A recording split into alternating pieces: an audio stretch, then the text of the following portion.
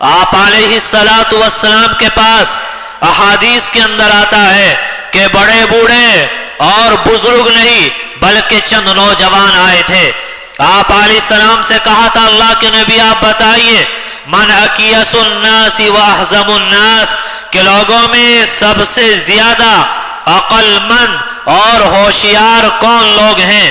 تو آپ علیہ السلام نے فرمایا تھا اکثرهم ذکرا للموت کہ وہ لوگ جو موت کو کثرت سے یاد کرنے والے ہیں، واکثرهم استعدادا للموت اور وہ لوگ جو موت کی کثرت سے تیاری کرنے والے ہیں کہ یہ لوگ سب سے زیادہ عقل مند اور ہوشیار لوگ ہیں اور دنیا اور آخرت کی بھلائی حاصل کرنے والے ہیں.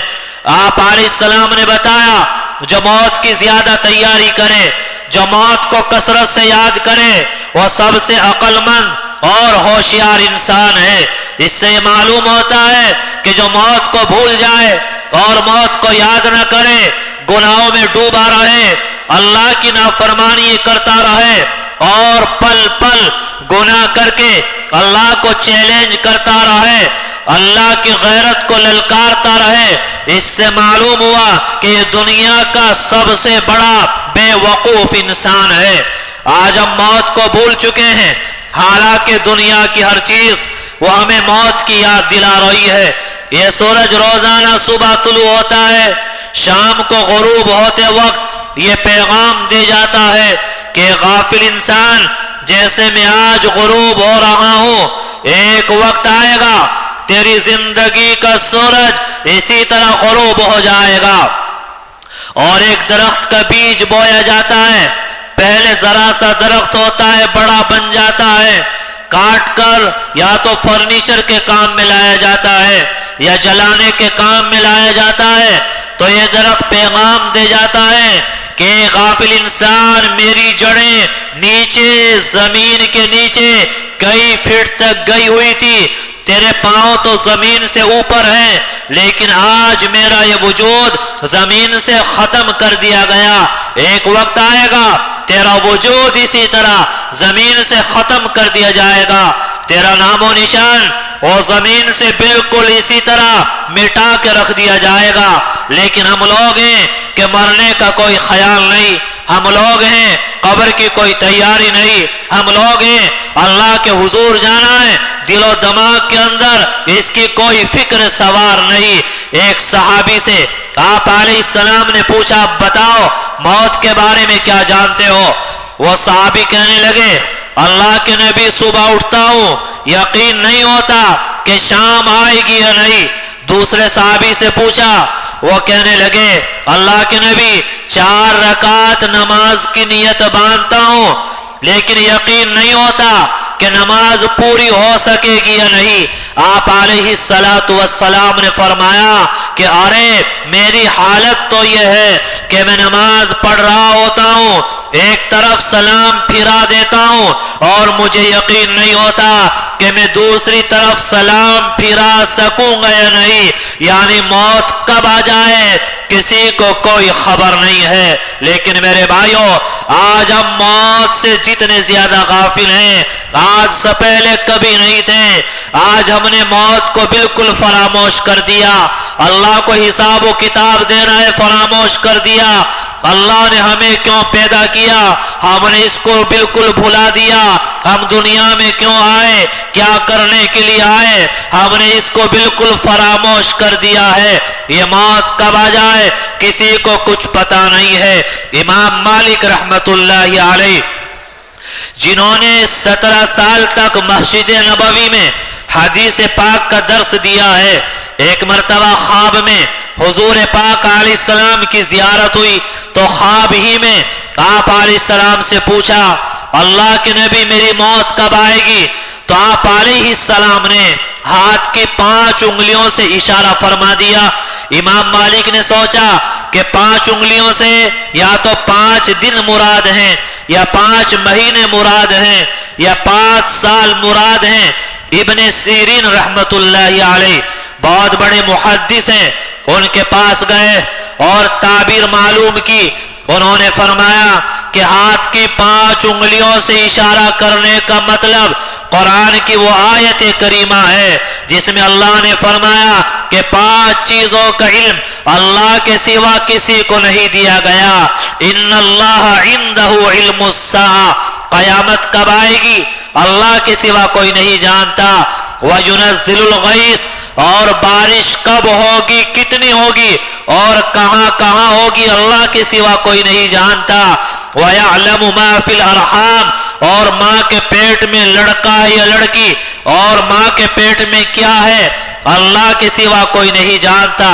اس آیت کے اس ٹکڑے پر آج کے بعض نوجوان اور جدید تعلیم یافتہ طبقہ وہ اعتراض کر سکتا ہے کہ اللہ نے قرآن میں فرمایا کہ ماں کے پیٹ میں کیا ہے اللہ کے سوا کوئی نہیں جانتا.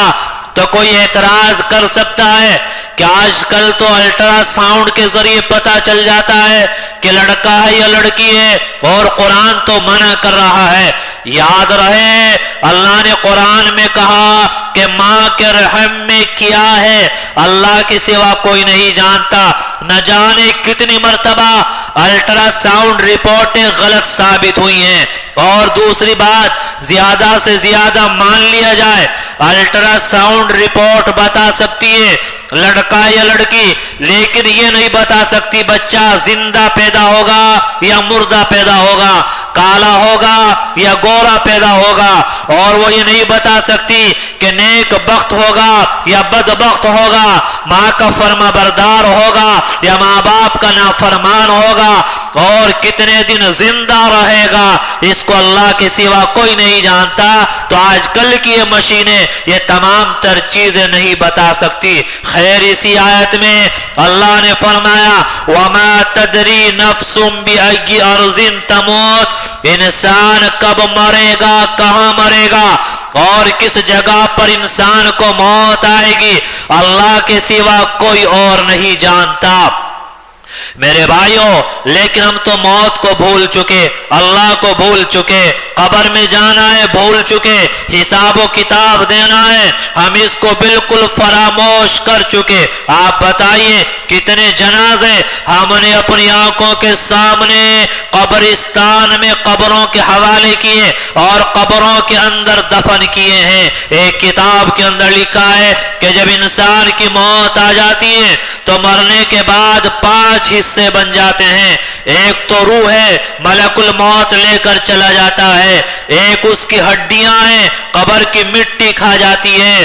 اور تیسرے گوشت ہے، اس کو قبر کے کیڑے کھا جاتے ہیں. اور چوتھے مال ہے، اس کو وارث تقسیم کر لیتے ہیں. اور 5ویں نیک اعمال ہیں اور نیکیاں ہیں. لیکن دنیا میں کسی کی غیبتیں کی، کسی کے ساتھ گالی گلوچ کی اور کسی کے ساتھ لڑائی کی اور کسی سے حسد کیا، موبائل پر بدماشیاں کی اور گانا سنا اور فلمیں دیکھی اور ناٹک سنے اور ادھر ادھر کے تبصرے بازے اور اللہ کی نافرمانیاں کی، تو ان چیزوں کی وجہ سے انسان کی نیکیاں ختم ہو جاتی ہیں اور انسان تنے تنا کھڑا رہ جاتا ہے. حضرت علی رضی اللہ تعالیٰ ایک مرتبہ قبرستان تشریف لے گئے اور قبر والوں کو مخاطب کر کے کہنے لگے یا اہل القبور اموالکم قسمت، کہ قبر والوں تمہارے مال تقسیم ہو چکے ہیں. ودیارکم سکنت، اور تمہارے گھروں میں دوسرے لوگوں نے رہنا شروع کر دیا. ونساؤکم زوجت، تمہاری عورتوں نے دوسری شادیاں کر لی ہیں. واولادکم حرمت، اور تمہاری اولاد دن بدن منہ پھیرتی چلی جا رہی ہے. ایک جگہ پہ فرمایا کہ دنیا اور آخرت میں سے ہر ایک کی اولاد ہے، لہذا تم آخرت کی اولاد بنو اور دنیا کی اولاد نہ بنو. آج میرے بھائیوں ہم لوگ دنیا کی اولاد بن چکے ہیں، آج آخرت کو فراموش کر چکے ہیں اور اپنی موت کو ہم لوگ بالکل بھول چکے ہیں. آپ اندازہ لگائیں اور اپنی زندگیوں میں جھانک کر دیکھیں کہ آج ہمارے نیک اعمال زیادہ ہیں یا گناہ زیادہ ہیں، اللہ کی اطاعت پر عمل زیادہ ہے یا آج اللہ کی نافرمانیاں زیادہ کی جا رہی ہیں. آج اللہ کو زیادہ راضی کیا جا رہا ہے یا اللہ کو ناراض کیا جا رہا ہے؟ ہم لوگ موت کو بھول چکے ہیں، حساب و کتاب کو بھول چکے ہیں۔